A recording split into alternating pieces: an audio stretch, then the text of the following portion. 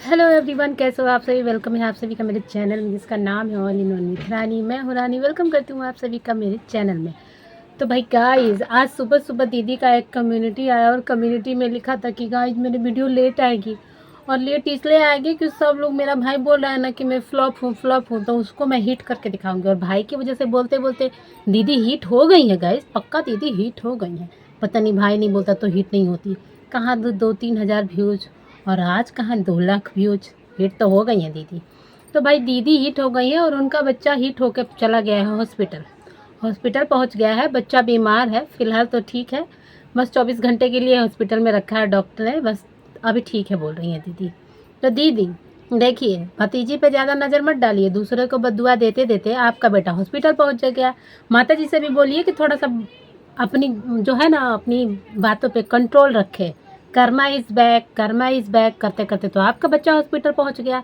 बताइए, पोती को बदुआ देते देते दूसरा कोई हॉस्पिटल पहुंच गया, जिसको कि माता जी कभी नहीं चाहती थी। तो इसलिए बोलिए माता जी से, और अपने आप पे भी थोड़ा कंट्रोल रखिए। और आप जो ये मोमोज वाली दीदी को बार बार करके समझ रही थी कि दीदी नहीं आएगी, दीदी ने, जो मोमोज वाली दीदी ने जब 1-2 पोस्ट लगा दिया, स्टोरी लगा दिया, इंस्टाग्राम पे फेसबुक पे स्टोरी लगा दिया, तो स्टोरी में जब इनका पूरा खेल का चिट्ठा लगा के रख दिया, तो ये समझी कि दीदी नहीं आएंगी। और ये क्या बोल रही है, वो ना अपना चैनल चलाने के लिए, अपना फेसबुक आईडी चलाने के लिए, इंस्टा आईडी चलाने के लिए बहुत दिन से प्रयास कर रही है गाइस, बहुत दिन से नहीं चल रहा था। तो अब फाइनली टाइम मिल गया है, मौका देख के दीदी चौका मार रही है। नहीं नहीं, मौका देख के चौका नहीं मार रही है। आप लोग न ताने मार रहे थे, आप लोग भी ताने मार रहे थे कि मेरे रिश्तेदार मिलके मेरा घर बिगड़वा रहे हैं, मेरे रिश्तेदार ये सब करवा रहे हैं। अपने पे तो आप लोग कभी लेते ही नहीं है। पहले रिश्तेदार, फिर रिएक्शन चैनल वाले, फिर उसके सास ससुर, फिर मतलब कि उसके घर वाले, उसकी दीदी, पता नहीं कौन कौन मिलके आपका घर बिगाड़ा है। लेकिन आपने कुछ नहीं किया, आपकी माता जी ने कुछ नहीं किया, आपके भाई ने तो कुछ किया ही नहीं है, एकदम दूध का धुला हुआ है। और जो असली मास्टरमाइंड, जो लोटा बहू है, उसने तो और कुछ नहीं किया है। लोटा बहू तो कुछ करती ही नहीं है। बताइए, लोटा बहू कुछ करती है ना ही। फाइनली जब जो ये छठ के बाद ये लोग अपना बताने वाले हैं कि हम लोग ऑन द वे हैं गाइस, तो कैसे कैसे हम लोगों ने क्या किया, कैसे कैसे हम डॉक्टर के पास गए तो डॉक्टर ने क्या बोला। अभी तो ये लोग हिंट दिए हैं ना, अब तो पहले ही आप सबसे बोले थे कि वो प्रेग्नेंट है। अरे हम और आप सबके भाई बच्चे हुए हैं, सबको पता है कि कैसे सिचुएशन होती है, कैसे लोग मतलब कि किस परिस्थिति से गुजरते हैं। तो आजकल देखिए, लप्पी बोलते बोलते थक जा रही है, बोलते बोलते थक जा रही है, चीटी वाली चाल चल रही है फिर भी थक जा रही है, बैठे बैठे मखाना और काजू खा रही है फिर भी थक जा रही है। तो ये सब किस परिस्थिति में होता है, आप लोग बताओ। इसी परिस्थिति में होता है ना। तो दीदी ने समझा था, जो हुलुलुलु वाली दीदी हैं, जो म्याऊं हम कुछ भी करेंगे, ये मोमोज वाली दीदी तो कुछ करेंगी नहीं। मोमोज वाली दीदी ने स्टोरी लगा दिया, और क्या क्या स्टोरी लगाया है हम यहाँ पे लगाएंगे, आप सबको बताएंगे। तो स्टोरी लगा दिया, स्टोरी लगा के सब बता दिया कि ये लोग झूठ बोलते हैं, डिलीट कर देते हैं, पहले मेरे को धमकी दिलवा रहे थे, मतलब बोल के कि रिश्तेदार घर बिगाड़ रहे हैं, ये कर रहे हैं, वो कर रहे हैं। तो अभी फेक आईडी बना बना के उनको, अब फेक आईडी से अब धमकियाँ मिल रही है, फेक आईडी से, क्योंकि फेक आईडी से उनको धमकी दी जा रही है। तो आप सब बताओ कि एक बात बताओ, मोमोज वाली दीदी ने क्या किया था। बस छोटा वाला बेटा प्रसाद लेके गया था और खाना वाना खिला के, भाई जो एक बहन करती है, खिला पिला के भेज दिया था।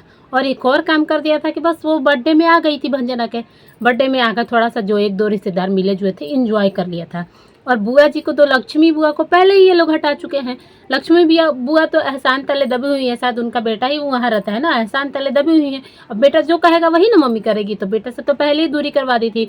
इसलिए तो बुआ पूजा में नहीं आई, इसलिए बुआ बस किसी को नहीं पता था तो बर्थडे में आ गई, पूजा में नहीं आई। और एक बार आने वाली थी, ये वृंदावन जाने वाली थी, तो वहाँ भी नहीं गई, क्योंकि बुआ को मना किया गया है। और मना करने वाली और कोई नहीं, बस माता जी हैं, माता जी हैं, बाकी कोई नहीं। 1-2 रिश्तेदार जो मिल के जुल के छोटे वाले बेटे से रहते थे, छोटा वाला बेटा जब उनसे मतलब कि जो बातों को शेयर कर लेता था ना, तो उनसे अलग करके दिखाना है, उनसे दूर करके दिखाना है। ये क्योंकि सबसे बदमाश घर में छोटा वाला बेटा है, इसको अलग करो, दूर करो, तभी ना माँ के आके कंधे पे रोएगा, अकेला रहेगा तभी ना।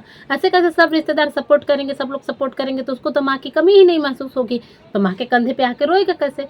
तो रुलाने के लिए बस उसको अकेला किया जा रहा है, सबसे अलग किया जा रहा है कि भाई तू गलत है, तू गलत है, तुम गलत किए हो तो तुमको ऐसा ही किया है। छोटा बेटा बस इन लोगों को जो जो ये लोग लाए हैं भाई, पुलिस को दिखाना कि पुलिस आई थी, मेरे साथ झगड़ा लड़ाई हुआ था, पापा को मार रहा है गाइस, पापा को मार रहा है, ये सब लाना। एक बहन ने लाया, एक भाई ने लाया, फिर माँ ने जो बचा कुचा था लाया।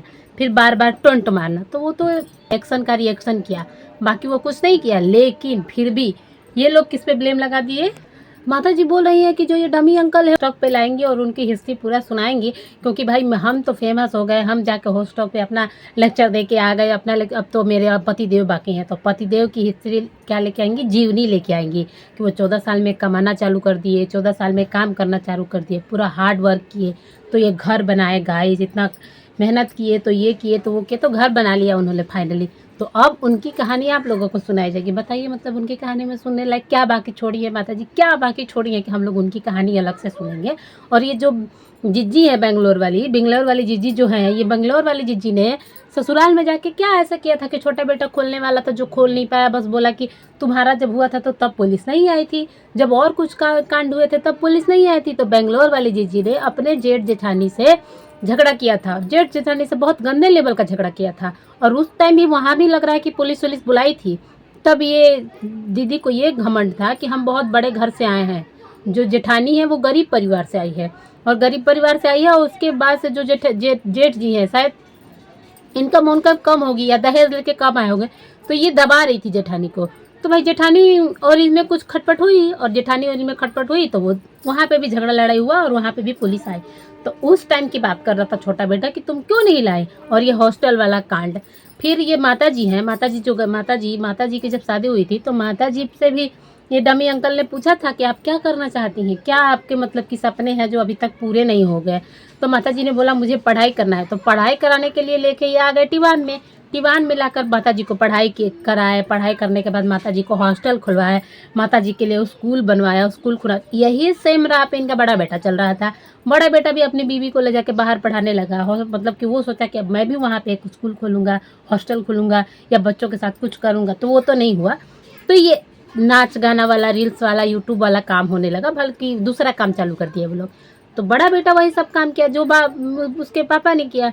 तो यही सब काम करके ये लोग तो ये संस्कार नहीं दिए थे, मेरा बच्चा पता नहीं क्यों लड़ रहे हैं, किस रास्ते पे जा रहे हैं, मैंने ये सब तो नहीं सिखाया था माता जी, बिल्कुल नहीं सिखाया था। माता जी आपकी सास ये बताना जरा कि नारायण चाचा को प्यार क्यों ज़्यादा करती थी, नारायण चाचा से क्यों रहती थी, आपने सब परिवार को छोड़ के अकेले आके यहाँ पे सिवान में आके घर क्यों बनाया। हमको लग रहा है कि शायद आपकी सास वो नारायण चाचा के साथ जो अनुष्का के पापा हैं उसके साथ रहते थे ना, तो आपने ये सब क्यों किया। और बताइएगा, इस बड़ा बेटा इनका बोल रहा है कि जो छोटी बहू है ना वो अपशगुनी है छोटी बहू ने अपशगुन कर दिया है, इसके घर में शादी करके आके इसका घर का पूरा करवा खराब कर दी।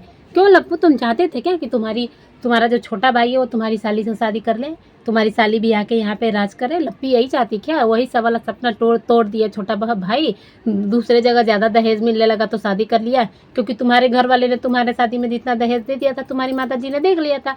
माता जी तो चाहती नहीं थी कि तुम्हारी साली से शादी हो, और लप्पू का सपना टूट गया, इसलिए बहुत नाराज है गाइस, इसलिए ये छोटी बहू के पीछे पड़ा है। आप सबको क्या लगता है बताइएगा ज़रूर। और लप्पू बोल रहा है कि छोटी बहू अब सब नहीं है, छोटी बहू की माँ खराब है, छोटी बहू को माँ को आज लोग इसके पीआर चैनल वाले आता नहीं कहाँ एक छोटा बेटा कमेंट लाइक कर दिया है तो ये लोग कर रहे हैं। मतलब बताओ, वो माँ नहीं है, बस माँ यहाँ पे कौन है, माता जी माँ है, बाकी दूसरी माँ ही नहीं है, दूसरे की लड़कियाँ लड़की ही नहीं है। उसके घर में पहुँच के हम उसकी इज्जत खराब कर देंगे, उसकी इज्जत बर्बाद करेंगे, 4 बेटियों को घर में पहुँच के इज्जत उतार देंगे। लेकिन और इनकी बेटी बाहर रह रही है, बच्चों के साथ रह रही है, 2 बच्चों के साथ रह रही है, अकेले रह रही है, इनकी बेटी की इज्जत, बाकी बेटियों की इज्जत ही नहीं। जो बहू रो रही है तो बहू बिक्स के आंसू रो रही है, बेटी रो रही है तो वो असली आंसू रो रही है। 2 बच्चों के साथ वो अकेली है, वो अकेले परिवार लेके दूर रह रही है। इनका बेटा वहीं पे रह रहा है तो वो एक मतलब कि अलग है, बाहर है भाई बाहर। इन लोगों का किस मतलब कि तराजू में लेके ये लोग रिश्तों को तौल रहे हैं और किस तराजू में लेके नाप जोख रहे हैं, मुझे यही नहीं समझ रहा है। बाकी आप सबका क्या कहना है कमेंट में बताइएगा ज़रूर। मिलते हैं आप सभी से नेक्स्ट वीडियो में। चैनल पर नए हैं तो प्लीज़ सब्सक्राइब कर दीजिएगा, वीडियो को लाइक शेयर कमेंट करके अपनी राय देना मत भूलिएगा। मिलते हैं आप सभी से नेक्स्ट वीडियो में, तब तक के लिए बाय बाय।